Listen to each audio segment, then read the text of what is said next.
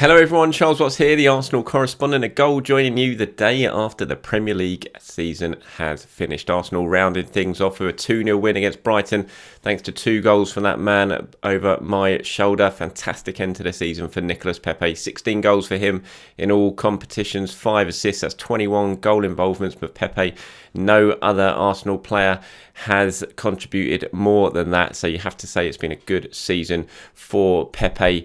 Certainly an improvement on last season. You hope, given away he's finished, the momentum he's finished this season with, that next year could be a pretty special one for Arsenal's club record signing. 5 wins in a row for Arsenal at the end of the Premier League season, but not enough to secure European football. They finished 8th, 1 point behind Spurs, who scored 3 late goals to win at Leicester, obviously. So it's Spurs who go into the Europa Conference League. Arsenal miss out on Europe for the first time in 25 years. Interesting sort of feeling about that. Obviously, you want to be in Europe, but did you really want to be in the Conference League? You know, there was some pros to it. There were certainly some cons to it. Personally, I kind of feel like Arsenal got a better chance of really having a strong Premier League season next season, not having the Conference League to worry about. I don't think they would have used too many senior players in the Conference League, so I don't think sort of fatigue or tiredness, certainly in the first half of the season, would have really come into it. But I think certainly it would have been an unnecessary distraction almost for very little reward. There's not much money on offer. If you win it, you only get into the Europa League. You know, you're playing some really, really poor teams, certainly in the group stages. And yes, it would have given game time to some squad players and some youngsters, but it would have kind of distracted things at the training ground during the week. Arteta and the coaching staff would have had to work on that match. They'd have had to travel abroad. I'm just not sure. As much as it would have certainly been good for fans, you know, I'm sure fans would have loved some of those trips. They'd have been really good ones.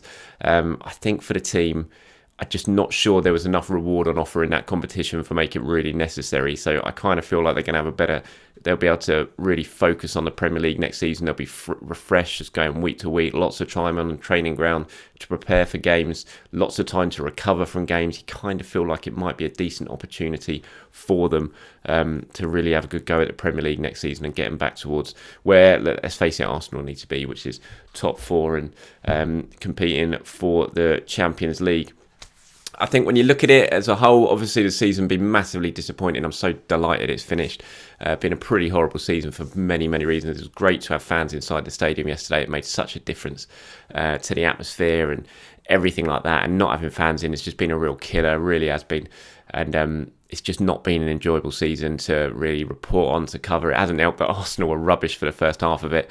And that's obviously absolutely what's cost them. You kind of look at their form since Christmas, and you can't really complain. They've scored the third amount of goals, 43. They've got the second best defence since Christmas, only conceding 21. They've got the second most points behind Manchester City, which is 47 points from 24. You know, second from Christmas. So there's definitely, you know, there's good momentum there going into next season, and it's just that November and December absolutely killed them. And there's been drop points since then as well, even in this upturn in form that they've had. You know, you look back at some of even recently, the defeat against Everton, the draw against Fulham at home. You know, you look back at that defeat against Wolves when it was going so well, and then the red card for David Luiz, they end up losing that game. Then they lost the game after that at Aston Villa. And there's just so many what-if moments. You know, VAR has absolutely killed Arsenal at times this season. But, you know, a lot of teams have had that as well. And it's just one of those things you look back and just think this was a big, big missed opportunity for Arsenal. They finished on 61 points, which is 5 points more than they got last season. And yet they threw so many points away. And they only finished 6 points outside the Champions League places, which is crazy when you consider how bad at times this season has been. And so you do look at it as a real missed opportunity. If they'd just found a little bit of form, a little bit of consistency during that run up to Christmas, those 2 months, November to December, they quite easily could be sitting here now thinking about the Champions League next season. But instead, they've got no European football at all. And so it's been a disappointing season. Mikel Arteta's talking about it afterwards, and he, saying, what do you have to improve? And he said, look, the other team's going to get better. They're going to strengthen, so we need to get better. First of all, we have to get our players better, more consistent, and help them to improve all of our way of playing, our philosophy. I think that is in place. They buy into that, and now is a moment to take it to the next level to improve that and to improve our consistency, because since December to now, we've shown that we're the second or third best team in the league. That's not enough, those 6 months. The level is high, so we need to do that for 10 months. And he's right. He's absolutely spot on. All of that is spot on. And, I think you can take some positives, although on the whole this season disappointing. Certainly the Europa League exit to Villarreal has put a real cloud over the end of this season. But there are certainly positives that you can take. And I think Arsenal, they're not far away. I think the emergence of Pepe in the second half of the season, that's great. You need players like him to score goals. Orba has not had a good season. In fact, it's been a really poor season. He was awful again yesterday. But I still think that, there's a good striker in Orba. But I don't think he's absolutely fallen off a cliff or anything like that. And I do wonder next season with fans in stadium, he's the type of player who might feed off that, and you expect him to score more goals. And if you've got Pepe scoring goals, you've got the emergence of Saka and Emile Smith-Rowe. I think Thomas Partey's only going to get better next season. I thought he was good again yesterday. His shooting was good as well, nearly scored a couple of goals. I think Gabriel's going to get stronger next season after his first season in the Premier League. Tierney as well. And you add a couple of new signings to that mix, and I think the ingredients are there for Arsenal to have a good, strong season next season. And I think you can certainly take some of the positives for the way they've ended this second half of the season and look to that. So although there is a big inquest going on at the moment, and I think, the overhaul has already started. I'll get to that later in the video. We've seen a couple of people leave. There's even whispers about Edu at the moment, unsubstantiated, I would say. Right now, we'll see how that progresses over the next week or so. Josh Kroenke is obviously in town. He was at the game yesterday. Could there be even more fallout from Arsenal's disappointing season and the fact that they finished 8th and missed out on Europe altogether? We'll have to wait and see on that. But there's plenty to come now at Arsenal. This summer's going to be huge. You're certainly going to see new signings come in. You're going to see a hell of a lot of players go, and we've already started that with David Luiz. So there's going to be a massive overhaul at Arsenal this season. Big changes are going to continue, and I just do think that they are better placed than I think a lot of people probably look at it now and think to have a good season next season. I don't think they're far off. They've shown this season that they're not far off, considering how close they've finished to everyone, given how dreadful they were for those 2 months. And you think back to that November, December. Oh my God, how bad was it? It was absolutely terrible. Absolutely weren't scoring goals, were conceding loads, weren't creating any chances. It was just dreadful. Losing 7 out of 11 in the Premier League. They went into December. They went into that Everton game after losing the Everton game on December the 19th. I think they're only 4 points off the relegation. They were 15th in the Premier League. So from then to suddenly score 43 goals since Christmas, to only concede 21, to get 47 points from 24 games, absolutely that is an improvement. And there are some reasons to feel positive for next season, and potentially missing out on Europe I don't think is going to be a bad thing. You want to be in the Champions League, no doubt about that. If you're not in the Champions League, you want to be in the Europa League, but you really want to be in the Conference League. Do you get much from even going on and winning that competition? I really don't think you do. You're not going to have a parade through the streets of North London if you win the UEFA Europa Conference League, are you? It's not that sort of thing. You're not going to. It's nothing to really sing and dance about. If Tottenham don't win that competition next season, they've really mucked up. Wouldn't put it past them because it's Tottenham, and you know what they're like, especially when it comes to winning trophies. But that's not something you're going to overly celebrate. And I think you've probably got to be one half-decent Spanish team really to go on and win that competition. So Tottenham if they don't win it, then they've done something pretty wrong, I think, for that next season. Just some more on Mikel. He was asked, yesterday about the positives of not being in Europe and how he views it. When he says, "Look, I'm sad because this club deserves to deliver trophies and the Champions League. We haven't managed that. It's very, very challenging circumstances, but we've tried to stick together and do our best. It's not been enough. We have to be very critical of ourselves, of myself, and then prepare the best possible way for next season to take advantage of that. Hopefully we can have pre-season that I haven't had yet and have time to work with those players and try to be a better team." Josh Kroenke was at the game yesterday, which was a bit of a surprise. It sort of emerged. David Ornstein tweeted it as the game was just about to get underway yesterday, about an hour before kickoff. And I think it's probably wise, because if Arsenal fans knew that Kroenke was going to be there, then the protests we saw outside would have been much, much larger. He was standing at the front of the director's box with Tim Lewis and with Vinay Venkatesham. No Edu was there. Again, given these rumours this morning, maybe that was interesting. There was no Edu next to him yesterday. I said this before, he was coming to a lot of games before the pandemic. He's said now in these fans forums recently that he's going to be a lot more of a bigger presence now that this pandemic, we're getting through it, and he's able to come to games a bit more. He's going to try and be more open with fans, that sort of thing. So it was, in a way, it was good to see him at the game yesterday because you want to see that. But there's nothing to celebrate really seeing Josh Kroenke at a game, and the protests we saw outside the game, there was lots of fans in there with Kroenke out t-shirts, there was lots of signs, Kroenke out, loads and loads of chants directed up towards him, so he will certainly be well aware of the anti-feeling there is towards him and his father and the way that the club is being run at the moment. Mikel was asked after the game, what did he have to say to you?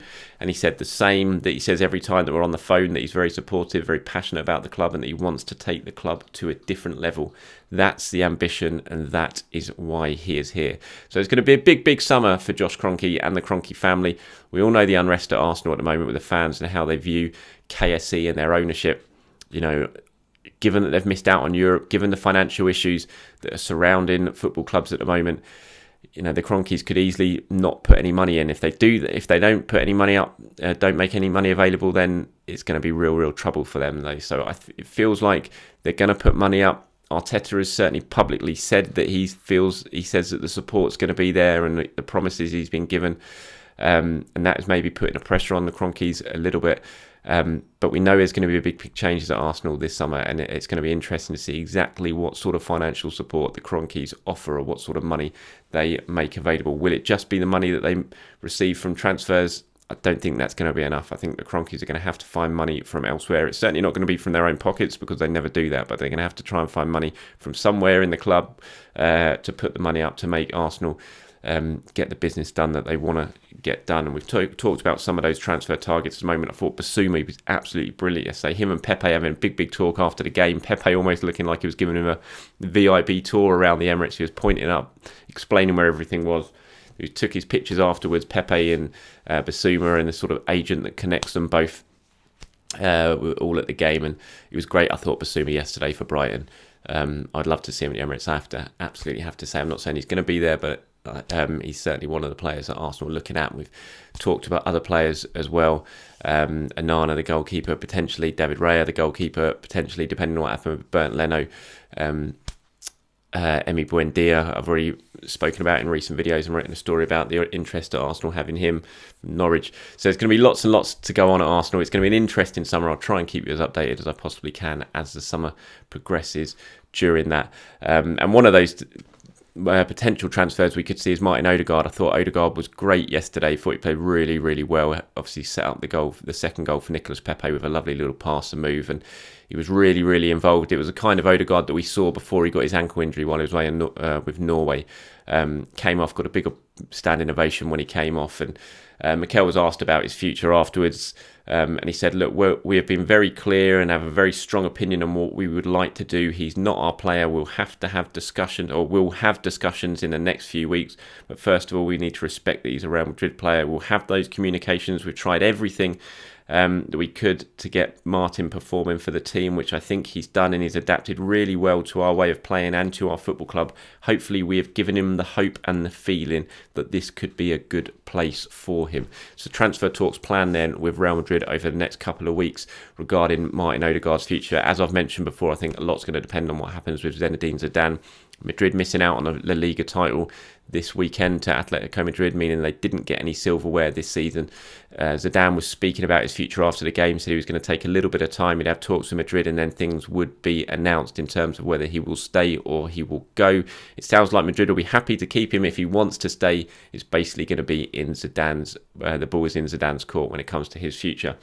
Should he stay, then you would think that might mean that Martin Odegaard's future will lie elsewhere, because Zidane has never really shown any interest in giving Martin Odegaard any game time, and just doesn't seem to really rate him for whatever reason.